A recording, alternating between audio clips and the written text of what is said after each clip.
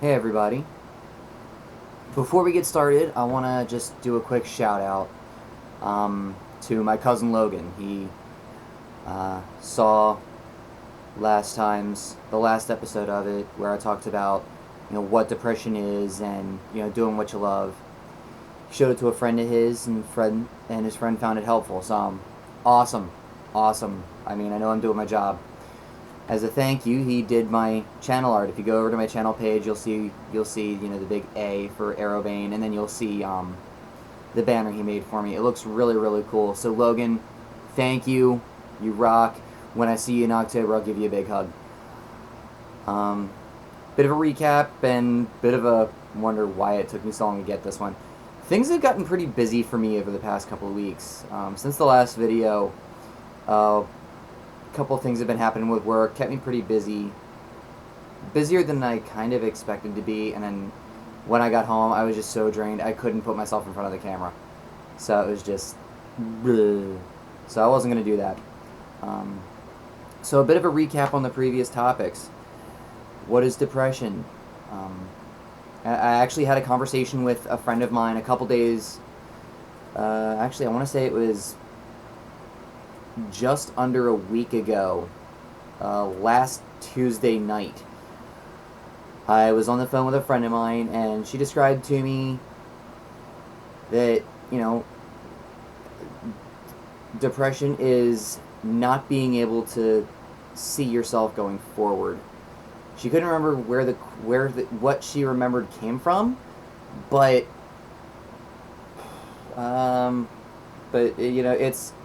it's valid. When you're suffering from depression, you cannot see. You can't see more than the moment. You can't see more than what's getting you down, and it sucks. It really, really sucks. So, all you can really do after that is just, fight through it, and it sucks. But the thing is, when I say fight through it, I don't mean sit there and deal with it on your own. Call up a friend, get help. There's nothing wrong with getting yourself to ask for a hand in dealing with issues like that. There's no harm in it. There's nothing wrong with you because you can't stand up on your own. Depression makes it to where you can barely stand up on your own, and that's not your fault. It's not your fault.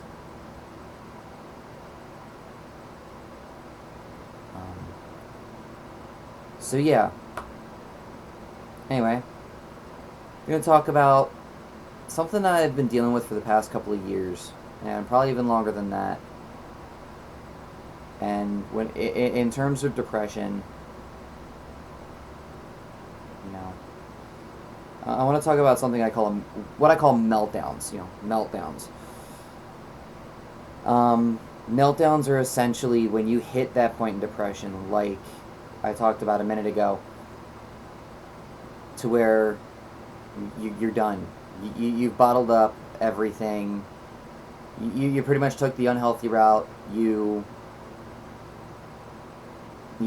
bottled it up, and now all of a sudden everything's overflowing. That bucket, or that bucket has just started overflowing. The dam breaks. It's a really, really harsh feeling, and it's gonna feel like that should be it. It feels like it feels like game over, like there's no reason to try. And at that point, if you ever get yourself to that point, that is one of the biggest and most important times to not be alone. Call someone. Have a friend that'll be there for you. Watch something funny. Pick something up that you enjoy and just try to make yourself interact with it. Within reason. Like I said last week, like I said last time about doing what you love, within reason. Draw the line where the law gets broken. Yeah. Anyway, Meltdowns. I've dealt with a few of them. My my first one that was really really big came right after my last relationship about 3 years ago. Um, just over 3 years and a month ago. And I found out that, my ex had just broken up with me, and within about 3 weeks she had moved on and she found somebody else. Meanwhile, I was still trying to figure out what I did wrong. Come to find out, there really wasn't a whole lot that I did wrong. But I couldn't fathom that because, guilt which is something I'll talk about more next time. Guilt is one tough son of a gun. It's utter crap to deal with when you have depression. But I was willing to try again. Apparently she wasn't. She had moved on, and I saw a photo of her with another guy, and I just lost it. I was at work at the time too, which is, I teach kids. I got to try to remain positive for them, and I lost it. I couldn't. I just fell apart right then and there. I was crying. I couldn't sit in front of anybody. I couldn't. No, I couldn't even teach. There was no way I was going to be able to teach like that. But luckily, I was able to shoot a text over to a friend of mine, who was hanging out with her fiance up in Pennsylvania. And a lot of the friends I'm going to mention in this series are friends that I would not be here without. I won't mention names unless they say it's okay. But yeah. Anyway, I sent a text to her, and she called me right away. She and I were talking for a good while, and I was pretty much falling apart. I could barely. I'm surprised she understood what I was saying.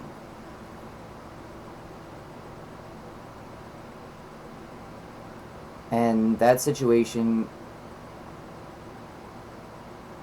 which probably would have been avoided if I had learned a few things sooner, couldn't have played out any better. If you ever suffer from a meltdown like this, if you ever do, call someone, talk to someone, talk to a friend. Make sure it's somebody that knows you and somebody that's not going to just say, if they just tell you, suck it up or something, then they're not the one to talk to. And if you're the friend of somebody that's melting down, try to put yourself in their shoes. Okay? You have this huge wall that's just crumbled on you. It's like a house falls on you and you can't stop it. Just be there for a friend. Go up, give them a hug, just and don't let them go.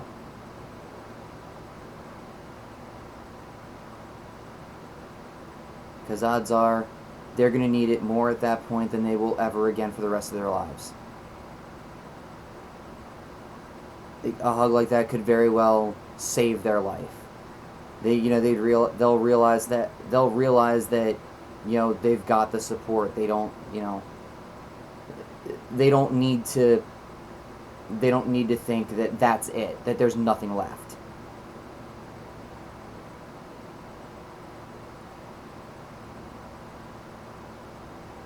And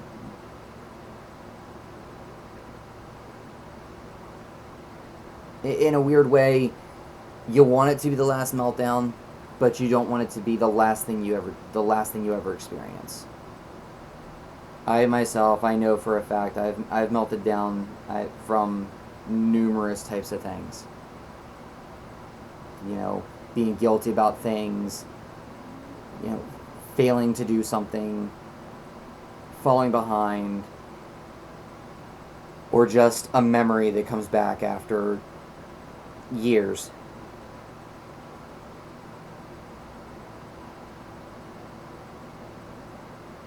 Letting it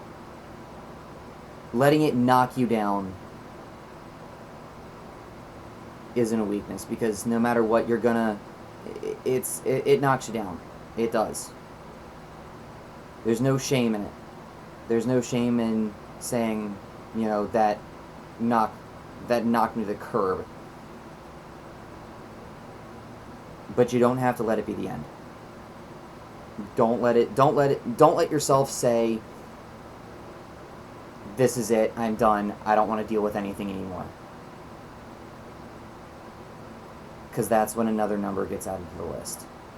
And the list of people that have taken their own life due to depression is way too long already. One is way too long.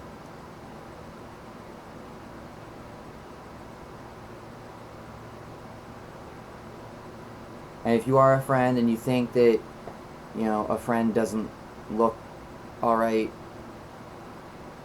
you know, they might just be, for all you know, they might be on the verge of one. Don't make them say it out loud, but just check on them. Just say, are you okay? Do you need something? Just let them know you're there. Because if they don't feel like they need you right then, chances are they might need you sometime soon.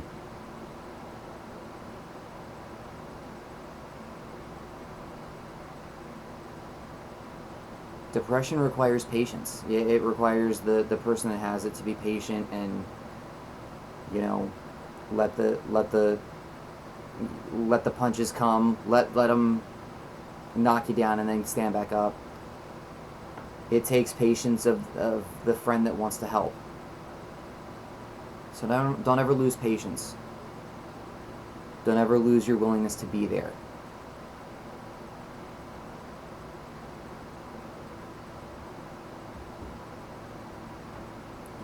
You never know how much just asking, hey, are you okay? Do you need anything? Or something like that. Just a simple question like that can save somebody's life. Anyway, on to feeling good. This one is something that's very near and dear to me. I include this in my arsenal even on good days, because everybody deserves a chance to smile or laugh. You gotta have humor. You gotta be funny somehow. Whether it's just doing something hilariously out of character, or even doing a funny voice, you know, you can even go that far. Something like that. Even giving yourself a complete accent for whatever reason, it helps. Whatever it does to get a laugh out of yourself, anyone. You know, you gotta be funny. You gotta have some kind of funny in your life. You can't just be all humdrum serious. Because if you try to just be serious all your life, that's no way to be happy. No. And I know there's this thing out there, I've heard of it, I can't remember the name of it, but it's like a certain thing that prevents you from smiling, whether it's muscular damage or whatever. But I mean, you can still find humor in something. You can still have fun with something. I mean, even if you go, kind of feeling bad bringing him up, but I mean, he's the first person to come to mind, even though he passed away last week. Gene Wilder. I can watch anything with Gene Wilder in it, and I will be laughing so much by the end of it. I'll forget about why I was down before the movie began. You know, Young Frankenstein, Blazing Saddles, the original Willy Wonka. It's great. So just do something that makes you laugh. Do something that you think is funny. Do something that makes other people laugh. Something. Or even if you're short on material, improv. If you're no good at improv, just say, hey, let's go see a comedy movie or something. Because you don't want to lead a humorless life. Nobody should. They say laughter is the best medicine, and for something like depression, yes it is. Yes, it very much is. I was on a bit of a depression thing. Memories were coming back to me this past Thursday. And I was talking to one of my coworkers, and I wasn't doing too great, but it was still enough for me to at least crack a joke or two. Memories were playing back in my head, and I just wanted to stop suffering from flashbacks. Sorry, it's almost 10 o'clock on Labor Day night. Sorry, I'm probably not going to be up too late tonight. Anyway. But my friend said, well, I could punch you in the back of the head, see if I can make the memories go somewhere else. And I just said, yeah, from the back of my head to the front. Appreciate the effort, though. It's... Even if there's a thought in your head that is so dark and so, debilitatingly depressing, do something that's fun. Crack a joke. Say something that gives somebody a smirk. It helps. Okay? It helps. So just, if you see somebody that might look down or something like that, ask them. Ask them if they're okay. Ask them if they need anything. If they're melting down, be there for them. Give them a hug. Hold on. Let them get it out. Encourage them to let it out.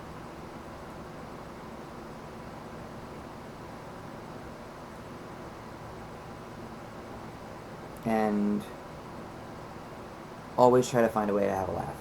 Good day, bad day, whatever. Just make yourself laugh a couple of times a day. Before you know it, you'll be feeling better before you know it.